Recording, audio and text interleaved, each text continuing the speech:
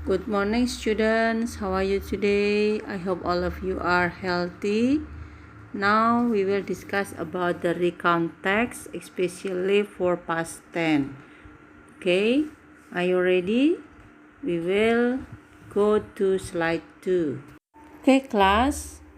Before we are talking about past tense in deep, you have to know the substances of past tense. Jadi kalian harus tahu dulu unsur yang terlibat dalam kalimat past tense, yaitu pertama kata kerja, yang kedua adalah rumus kalimat. Di dalam slide 2 di situ sudah saya sebutkan atau sudah saya cantumkan bahwasanya kata kerja yang digunakan adalah kata kerja bentuk kedua dan keterangan waktu yang dipakai adalah yesterday, bisa ago atau last. Oke. Kemudian di bawahnya ada pattern atau rumus yang harus kamu kuasai. Karena bicara tentang past tense, kita memiliki bentuk kalimat tertentu yang mana kalimat tersebut terdiri dari subjek plus verb 2 plus objek. Untuk kalimat negatifnya yaitu subjek plus did not plus verb 1 plus objek.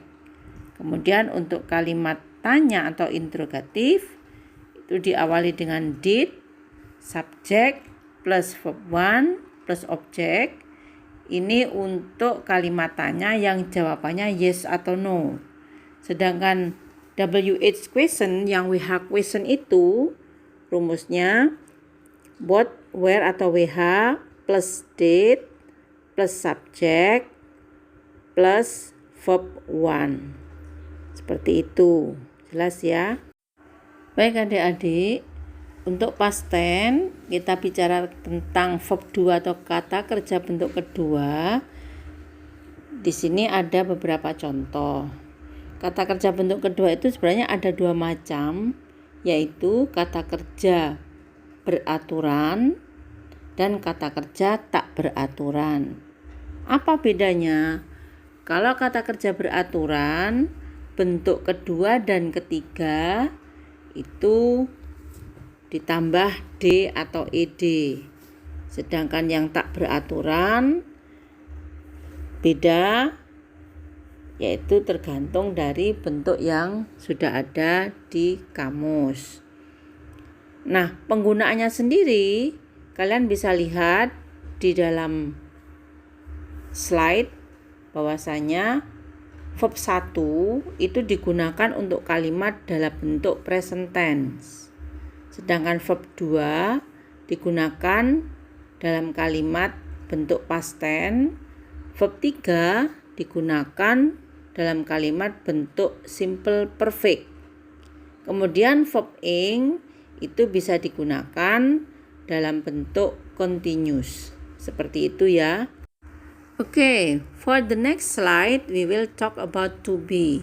Jadi setelah kita bicara tentang kata kerja bentuk kedua, yaitu ada satu lagi yang bisa membentuk kalimat past tense, yaitu jika menggunakan to be. To be pun bisa digunakan atau menggunakan bentuk kedua. Sedangkan to be itu sendiri sebenarnya juga ada 3 macam adik-adik ya. Ada to be bentuk pertama, is MR, to be bentuk kedua, was dan were, dan to be bentuk ketiga adalah been. Penggunaannya ada di keterangan di dalam slide. Oke, jelas ya? Nah, adik-adik, ini slide yang keempat. Ada teks yang berbentuk recount yang menceritakan tentang pengalaman di masa lalu. Silakan dibaca. Nah, kemudian ada tugas di bawahnya. Yang pertama yaitu cari atau temukan kata kerja dan to be yang berbentuk past tense. Yang kedua, ubahlah kalimat yang dalam bentuk past tense itu positif menjadi negatif. Dan yang ketiga, ubahlah kalimat yang bentuk past tense di dalam teks itu yang positif menjadi bentuk kalimat tanya. Jelas ya adik-adik? Oke, untuk pemahamannya silakan jawabannya ditulis. Nanti bisa dikirim atau post di classroom yang sudah ada. Selamat mencoba. Do the best.